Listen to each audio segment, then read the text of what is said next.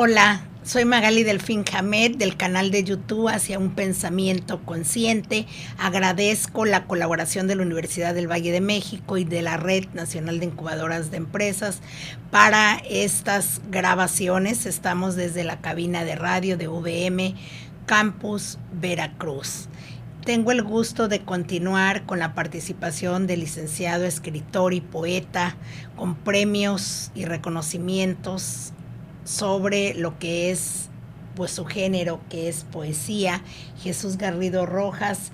Gracias, Jesús, por aceptar esta invitación y dedicarnos este tiempo. Estoy muy agradecida de tu participación y pues en este episodio vamos a platicar dentro del marco de lo que es una redacción adecuada, que más que un estilo es una necesidad. Vamos a hablar de lo que es la redacción en tiempos del Internet. Okay. Adelante, Jesús, y ahorita dialogamos más sobre cosas específicas al respecto. Fíjate que ya después de que te di o te sugerí este título, me vino a la mente que podía ser más preciso. Sería la redacción, pienso yo, en la época digital, ¿sí? Porque abarca más que la cuestión del mero Internet. Hay por ahí un libro que se lleva incluso en algunos talleres de redacción y todo, que se llama de redacción en tiempos del Word, ¿no? De la paquetería Word. Y sí, efectivamente, fíjate que al contrario de lo que pudiera pensarse al principio, yo no lo veo como algo malo, ¿no? La aparición de nuevas tecnologías y todo esto. Te digo porque me recuerdo de la primera vez que estuve yo ante un texto escrito en Word, ¿no? Un amigo mío lo invitaron a colaborar en un periódico de aquí de Veracruz, una página cultural, ¿no? Y una noche me invitó a que fuera yo a la redacción de dicho periódico porque iba a pasar en limpio los textos que nosotros todavía le entregábamos escritos a mano o a máquina, ¿no?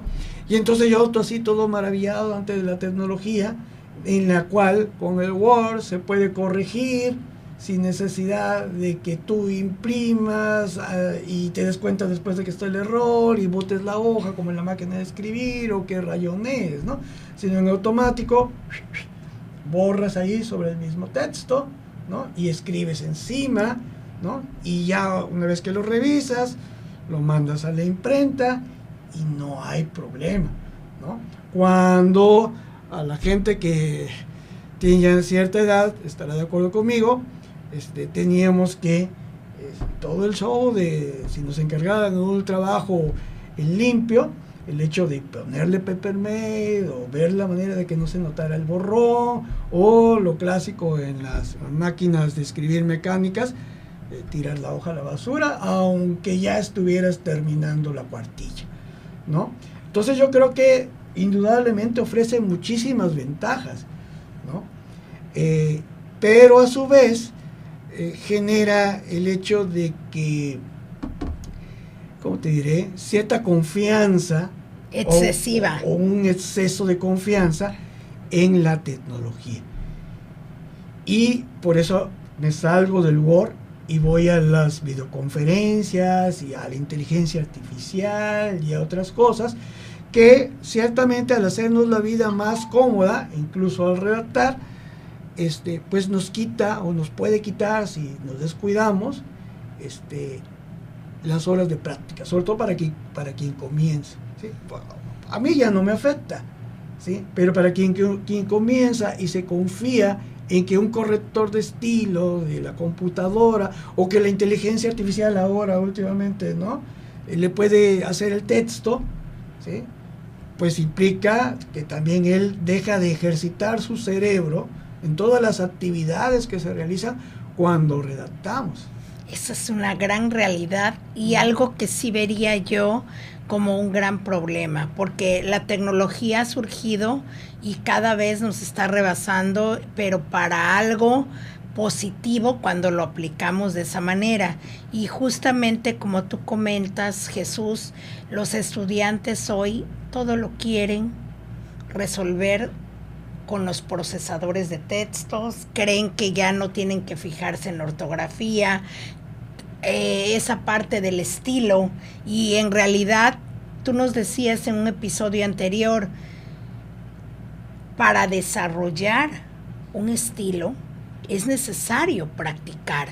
Y si ellos no practican porque todo lo resuelven a través de un procesador de texto, pues sí está un poco complicado. La invitación sería a los estudiantes un poquito a ser conscientes e invitarlos a desarrollar ese proceso de análisis en la redacción, aunque cuenten con una herramienta importante que al final te lleva a filtrar si lo hiciste bien o cómo lo puedes mejorar, ¿no? Sí, yo quisiera que quede claro que no estoy en contra de la tecnología y que tampoco digo que todos los nuevos usuarios de ella, o sea, los, ¿cómo le llaman ahora? Millennials o sí, sea, que le llaman los millennials. No tienen habilidades, o sea, definitivamente tienen la posibilidad, ellos tienen más posibilidad de desarrollar muchísimo más que nosotros, los nacidos anteriormente, claro, ciertas habilidades. Lo único que digo es que no confiemos, y bueno, ahí abarco a todos, ciertas actividades, no las confiemos ciegamente a la tecnología o a los procesadores, porque precisamente el estilo, que hemos estado mencionando mucho, es individual, y cada quien lo desarrolla. Si cada quien habla de diferente manera, es, digamos, consecuente pensar que cada quien escribe también de diferente manera, ¿sí? En el momento en el que todos escribimos de la misma manera, pues ya va a acabar la literatura, por ejemplo. Exacto. Ya no habría ese enriquecimiento en el escribir, en la literatura, ¿no? Y entonces, ¿cómo nos enriquecemos? Justamente cada quien aportando bajo su criterio y bajo su perspectiva acerca de lo que sabe. Pero si todo queremos que nos los resuelva, y hoy en día la inteligencia artificial, que sí es muy valiosa, pero que hay que utilizarla con ciertos parámetros y ciertos límites, ¿no? Sí, entonces lo debemos de tomar como lo que es, como una herramienta muy valiosa, pero que finalmente el redactor, la persona que escribe, y voy a decir escritor, pero bueno, la persona que escribe, que redacta, es finalmente quien revisa y quien finalmente da la última palabra. Por decirlo, quien en dado caso corrige al corrector. Exactamente. Muy interesante esto, Jesús. ¿Y qué me pudieras decir en tiempos digitales también de lo que pasa cuando las redes sociales nos enfrentamos a que hay luego muchas cosas que, aunque en redes sociales hay el corrector, también la gente se confía y escribe coloquialmente cualquier cosa, pero mal escrita, mal redactada, o lo que hablamos en el corte, que eso sería parte de otra invitación que te haríamos, hablar de la ortografía, que es otro problema, y se confían o escriben con faltas de ortografía y dicen, bueno, es que es de manera coloquial, es que es con mis cuates, pero ya para el trabajo académico, para la chamba, lo voy a hacer bien, ¿no? ¿Qué opinas de eso? ¿Deberíamos hacerlo bien desde el principio o en cualquier red social también? Sí, mencionábamos en algún episodio que es muy importante la precisión, pero también el hecho de no dejar el texto en manos de que se pudiera malinterpretar, equívocos, ¿no? Entonces, en muchas ocasiones un acento hace la diferencia entre una interpretación u otra.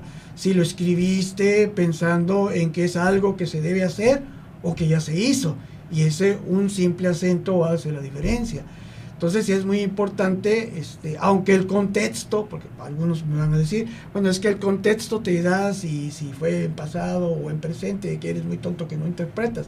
A veces se confunde y no toda la gente capta la sutileza de que es algo que ya pasó, o es algo que va a pasar, o es algo que está pasando, por una mala redacción o una falta de ortografía. Y eso que me comentas me lleva a lo siguiente. Por ejemplo, quien hace una narrativa o un ensayo, a veces es algo muy recurrente a nivel académico.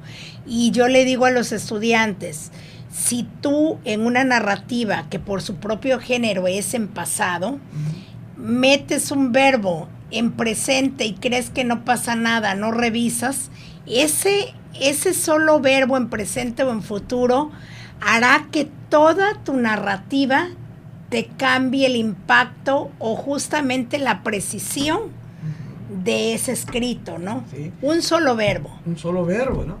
Fíjate que hace algunos años me encontré, y aquí la palabra correcta sería bulo, en lugar de fake news, ¿no? O fake, lo que sea.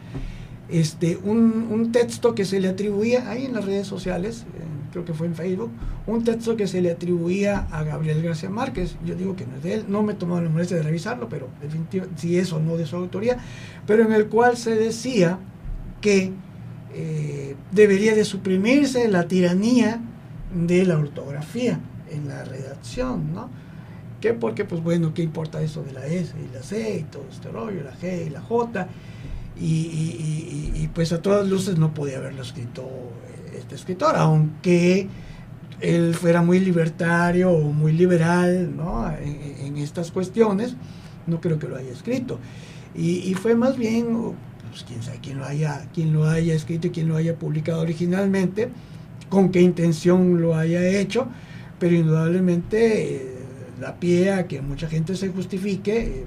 Pues finalmente si lo dice fulano, una autoridad, un premio Nobel, es porque definitivamente estamos oprimidos y la libertad es escribir como uno quiere.